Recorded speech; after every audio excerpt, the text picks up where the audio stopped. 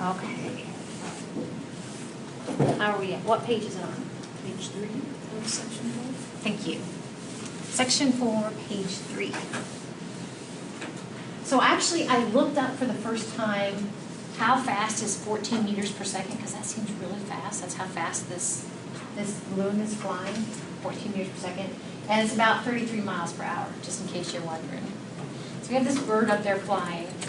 And actually, I have a precursor question to the question. So the question goes like this. If it's flying at 14 meters in 1 second, okay, how long will it take to go 28 meters?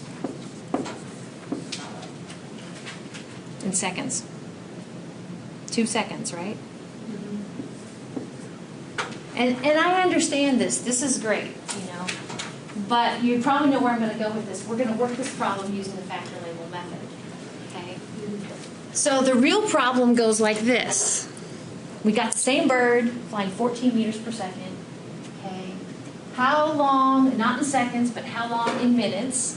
Of course, we know there are 60 seconds in 1 minute. How long in minutes will it take for it to not fly meters, but fly 5.00 kilometers? Okay? So I understand the whole ratio thing, but you can't do that.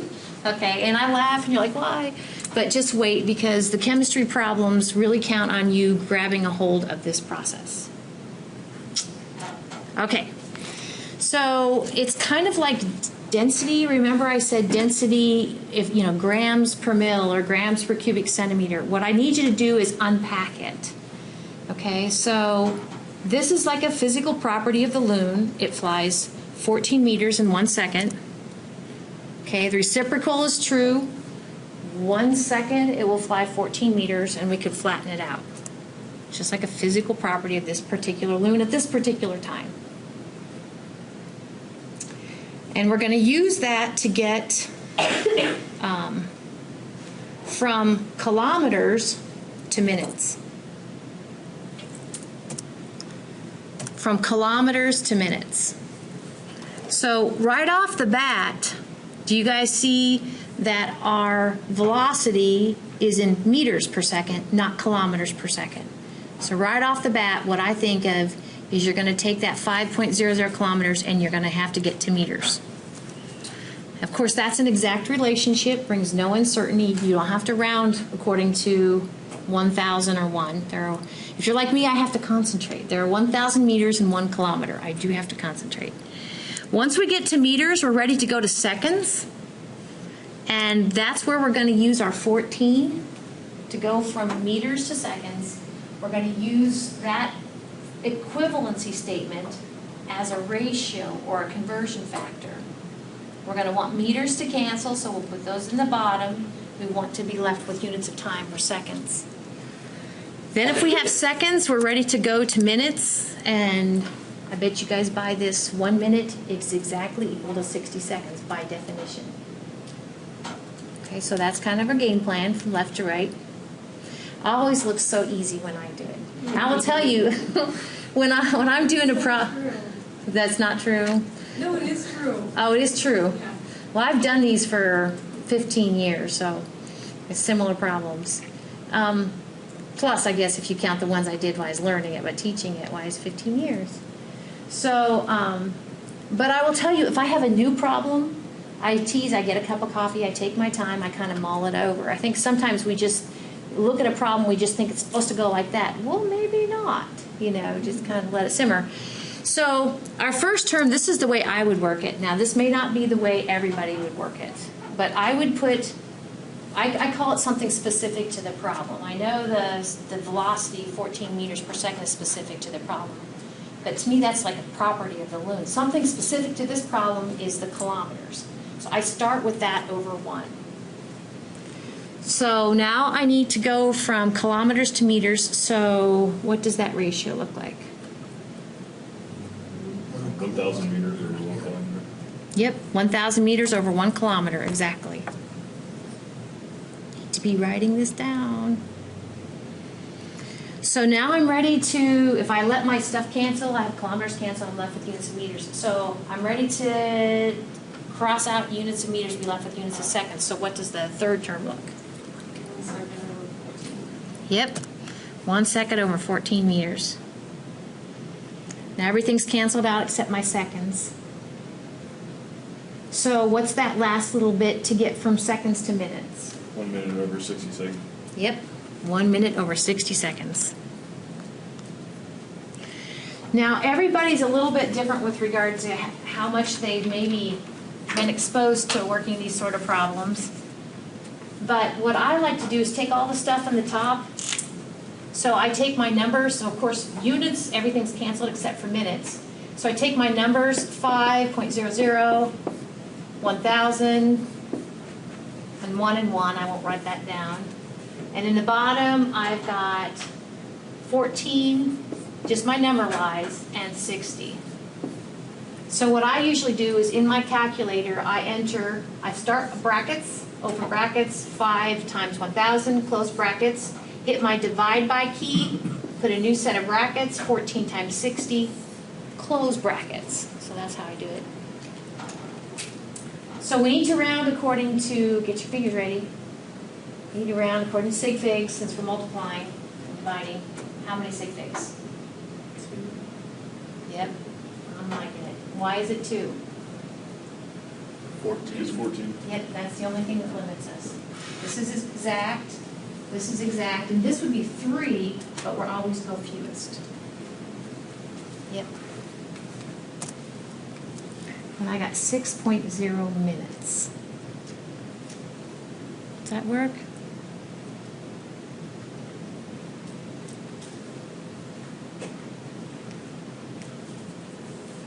Any questions about that one? That limit is moving pretty quick. What's that? That limit is moving pretty quick. It is 33 miles per hour. Yeah, that's not a very long time to travel 5 kilometers. Okay, so I really can't pull these up and show them to you because, like I said, Sorry, what was it's the got answer? issues. Was it? 6.0. Yeah, 6.0 minutes. I'll describe them to you. And I'll post, I do have these little help sheets that I do sometimes. I can post, I will post those. But these 2 problems, I told you to hold off until we did this problem. See if there's anything that I can say that's helpful. 35 and 36. Oops.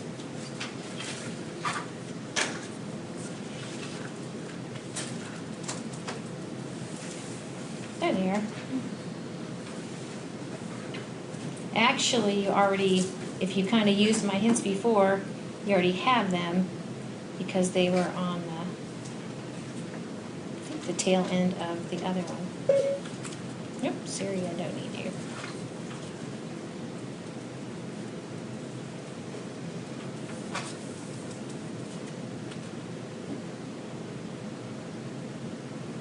Okay. Did you guys do 36? With the aspirin tablet? I don't think so. No? Okay. Okay, so I'm gonna push out my hints. Actually, like I said, my hints were already part of that PDF that I pushed out there before. It's the same PDF. Sorry, don't have much more to add. Okay. Now we need to go on to one last topic. Okay. I don't have a yardstick. But this question goes like this, and you're going to see a picture coming up. If you have, of course, 1 yard is equal to 3 feet. So there's my 1 yard. Okay, there's my foot. Okay, 1 yard. And what if we're dealing with a box that is 1 yard by 1 yard? And we want to know how many, so you guys buy this, that the area is equal to 1 yard squared. Area is equal to length times width. 1 yard by 1 yard. Okay, so with the same box, the question is, area is equal to how many feet squared? How many people think it's 3 feet squared, 6 feet squared, 9 feet squared? Yeah, it is 9 feet squared. Because each one of these is a foot. Exactly. You got it. So we have 1 yard squared is equal to 9 feet squared. Okay?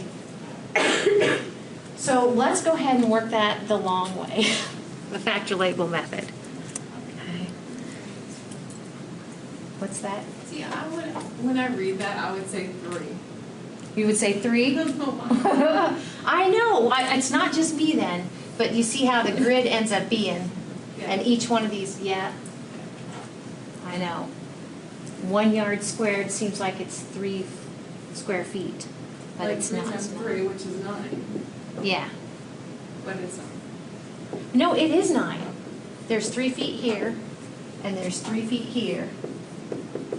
So the area in feet squared is 3 times, like the slide says, 3 feet times 3 feet. It is 9.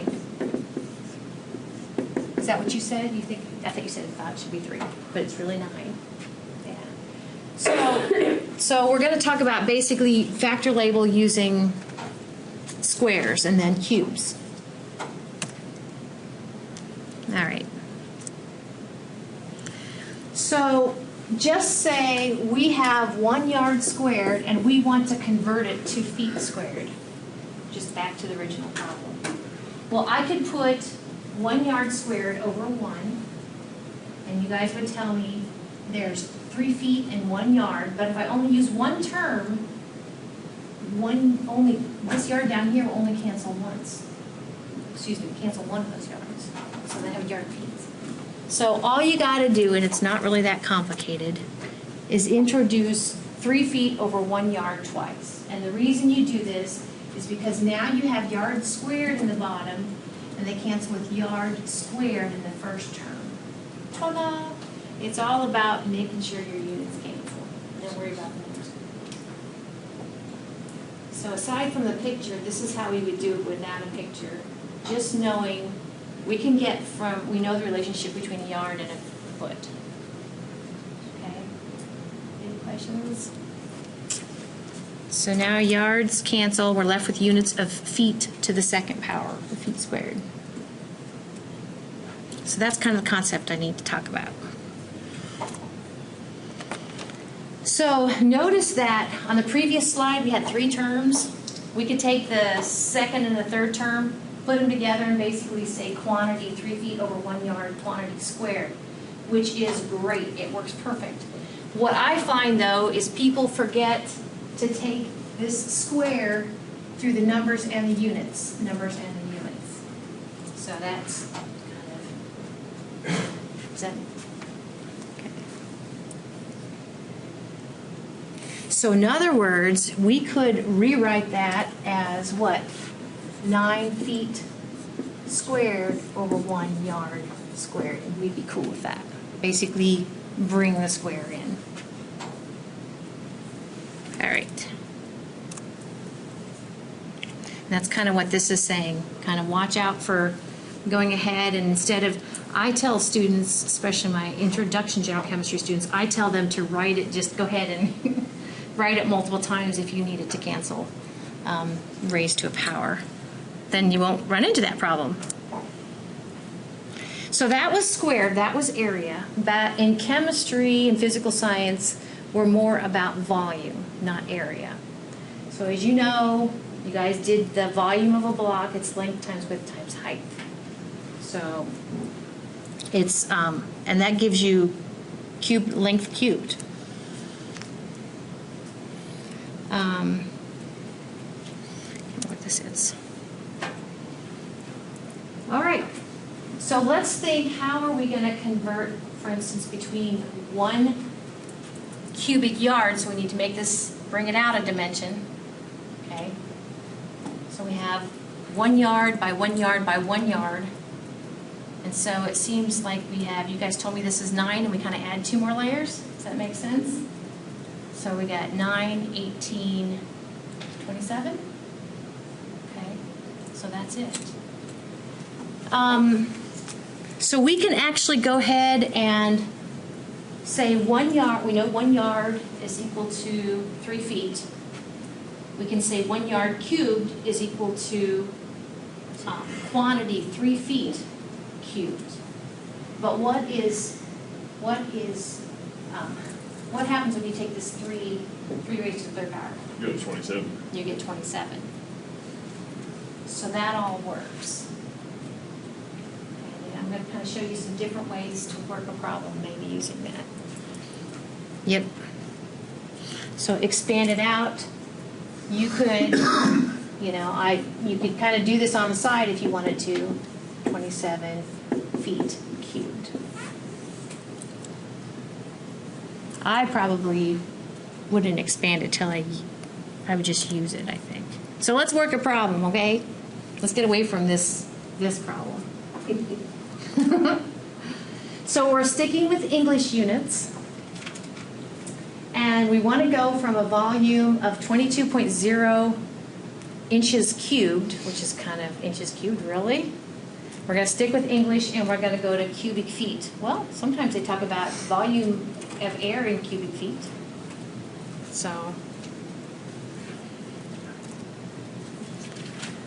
So forget the cube for now. What's the simple relationship between an inch and a foot?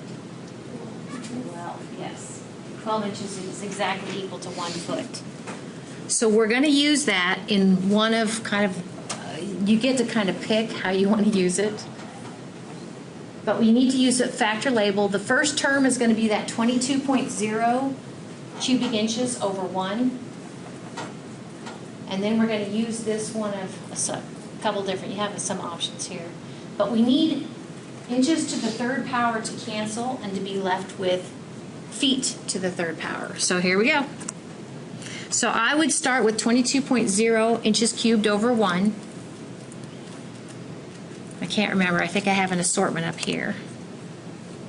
This is one way to do it. Simply put the relationship between feet and inches in parentheses and put a cube outside.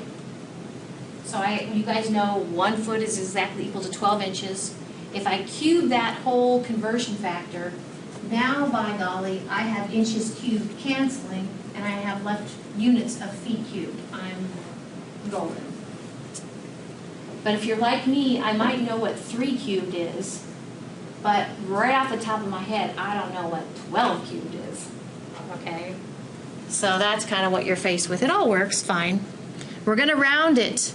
So how many sig figs we need to round it to?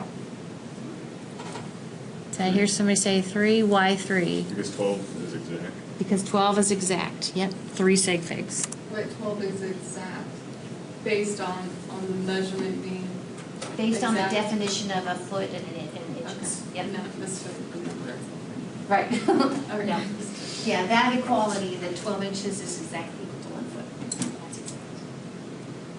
So 3 sig figs, you should get 0.0127, and then units will be cubic feet, or feet raised to the 3rd power.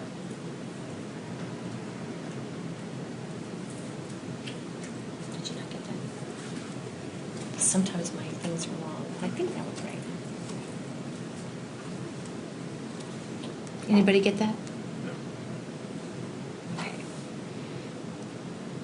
22 divided by, and I have a caret here. 12 raised to the 3rd power. I got it. How did you do it? Did you cube the 12? Like I said, sometimes my slides are wrong, but this isn't one of them. Yeah. So you would, I'm confused. That's not what I'm getting. Okay, so I take 22 divided by 12 raised to the 3rd power. Oh, okay, so you would cube the 12 before you divide it. That's where I was. Yeah, it knows to do that, Yeah. but yeah. Now I'm going to show you, I said there's options. Calculators. to me, actually, right here, what's that? Maybe you'll buy one of those calculators. Buy a different calculator? Yeah. Well, maybe something to that, but you can't use a programmable calculator on the test, and that's kind of the rub. But this down here, this kind of writing it 3 times, that's what I would tell students to do sometimes. Because by golly, you had 1 foot over 12 inches, 1 foot over 12 inches, 1 foot over 12 inches. I can see my 3 inches terms canceling, and I can see I'm left with units of 3 feet, which is feet cubed. And then this way I can clearly see that I'm dividing by 12 3 times. So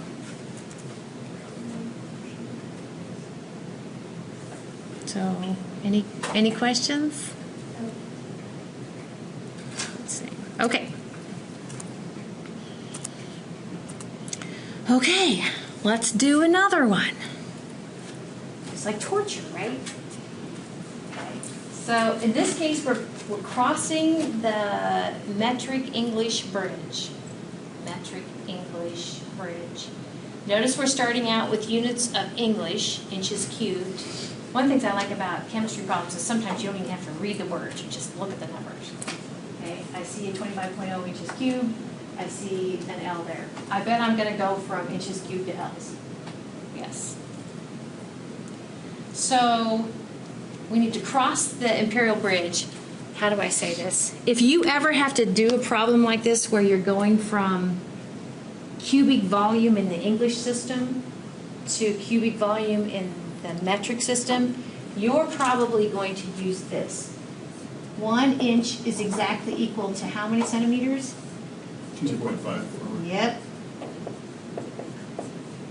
I'm just telling you, that's going to be our key to making that cross. So here's the strategy that I would do.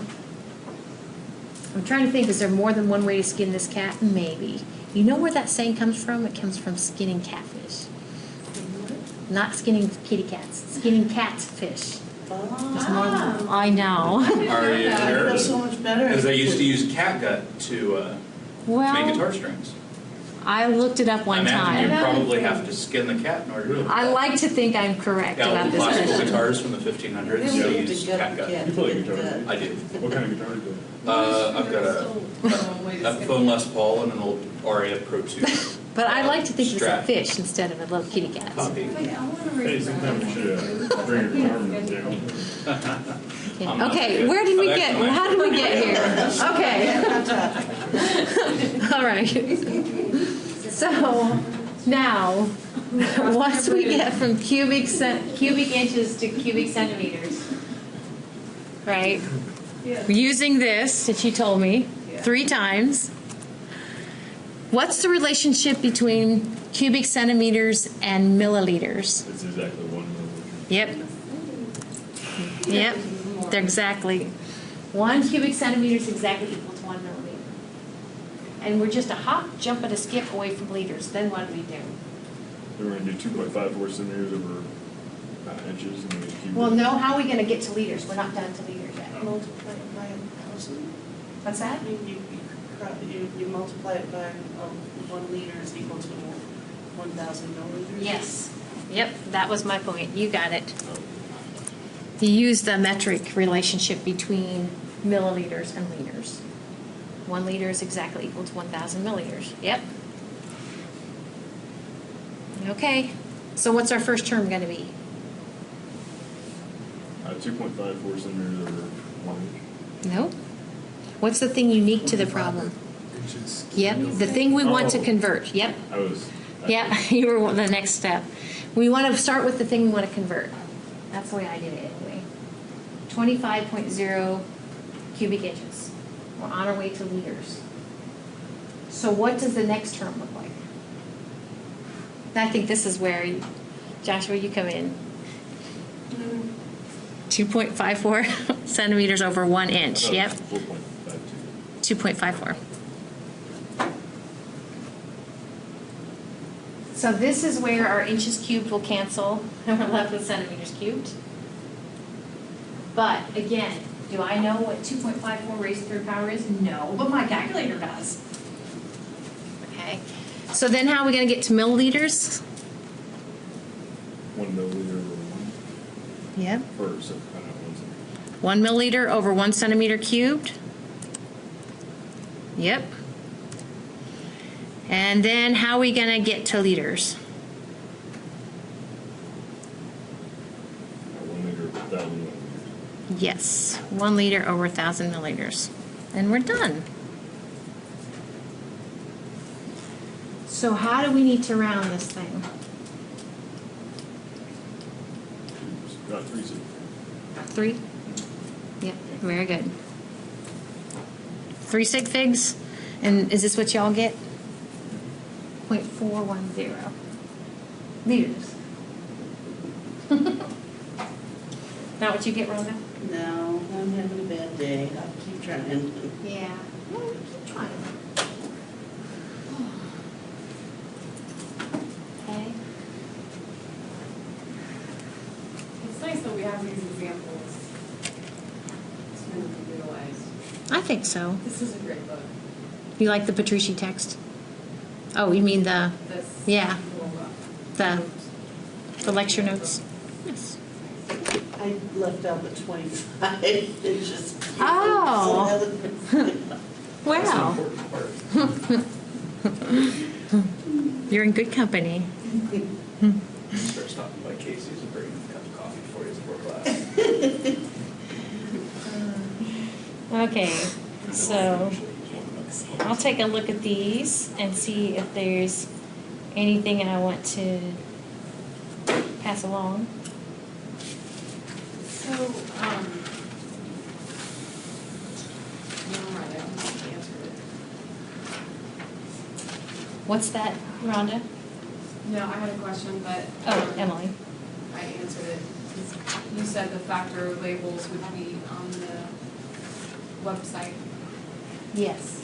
And most of the times, the factor label, the conversion factors, I'm looking at these and a lot of times it's already in there. It's already in the question itself. But sometimes you do need to go outside of the question and kind of look in the textbook. Is that what you said?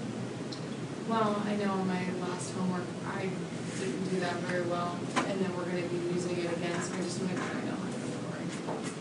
Okay, So I can go to the website where you were showing us earlier, and there'll be, no, there'll be conversion, you're looking for conversion factors?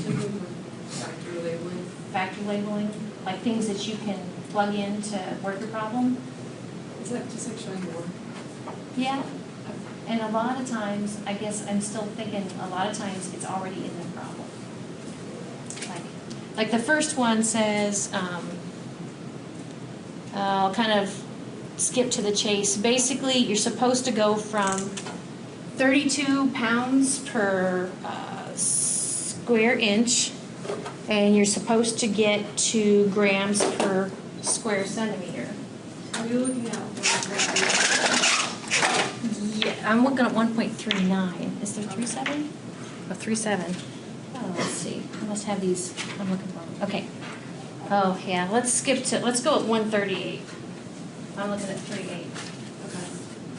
Okay, so basically, if you read it a few times, not all they're saying, but they want you to convert from units of pounds per cubic inch to units of grams per cubic centimeter. So yeah, the problem we did in class really can help you do this. So this is 38, and you're going from pounds per inches cubed to grams per centimeter cubed. And I think my hints kind of do this. In my hints, I tell you that, let's see, my hints go something like this. Pounds per inches cubed. My first thing is I would try to go ahead and get from inches cubed to, I know my inches and my centimeters look, so that's IN cubed to centimeters cubed. And you guys told me 1 inch is 2.54 centimeters. I mean, I don't want to work it for you, but to me, this isn't right. To me, if you insert 1 inch over 2.54 centimeters cubed, then my inches cubed cancel and I have centimeters cubed, which is one of the things I'm after. So this is how I work this problem. We're supposed to do 27D as well. Yes. Thought we already did that in our homework. You did, not everybody else did. But some other people did. So now we want grams in the top, okay?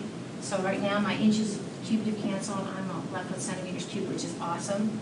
So this is one, I guess, to answer your question, Emily, pounds. I want pounds to cancel, I'm gonna put pounds down there, I'm gonna put grams here. There's something in your notes that links pounds and grams, right? Okay, you don't have to memorize that. I would look it up in your notes or look it up in the inside of your textbook in the back. Okay? So is it like 1 pound is 453 point something grams or something like that? So you plug in those numbers there, and now units of pounds have canceled. We're left with units of grams here and cubic centimeters here, which is exactly what we wanted to be left with. Okay. So that's kind of how you're gonna, and I'll push those out as a PDF in your Twitter. And like Joshua said, did you guys catch that? If you haven't done it already, if you would please go back and do 1.27D. I think you're going to find it's pretty easy now. So if we did it before, we don't have to do it. If you did it before, you don't have to do it. Okay, so I'll push out PDF. Now I do check my email if you're kind of working on something and you're like, Mrs. Snipes can give you a hint. And sometimes, it's really easy to make a quick video. Sometimes I can just go and send you one. Okay. Any questions? So that will all be due on. So, these are pertaining to the questions, like, not future homework, but past one. Yes, those were answer keys to the homework I gave out. Just so you can see, when I say FL, that's what I mean. When I say factor label, that's the process I'm looking for. I promise it's not, if you buy into this, life's going to be so much easier. You're like, what does PQ have to do with chemistry? Well, just there. And if I don't like working around equations for stuff, like in one of our examples, we had a distance rate time problem. Is it okay if we still use factor label within that actual equation? Yes. Okay.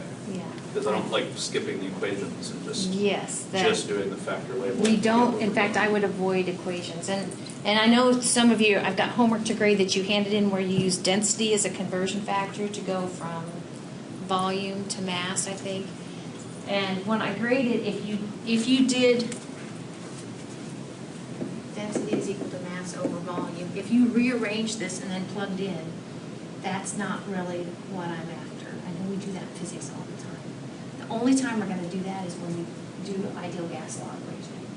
But otherwise, just get in the habit of using density as a conversion factor. And you handed it in, so it's going to be another one of those. If you didn't do that way, then you're fine for now. Okay? Yeah, we may, I would follow it. Okay. So density is, in that case, I think you were going from centimeters cubed to grams. Okay, and you're supposed to use density. The density was given. So what I would do is make centimeters cubed over 1. That's your first term. Okay. And then put your grams over centimeter cubed. That's your density. And then, that's where using the factor label method, and you're left with units of grams. That's kind of what I showed you in the lab. And that's how I worked my density problems in part 5. So, yeah, I get Yeah, it. so avoid formulas until you get the ideal gas law equation. And then You'll still include units, but you can rearrange that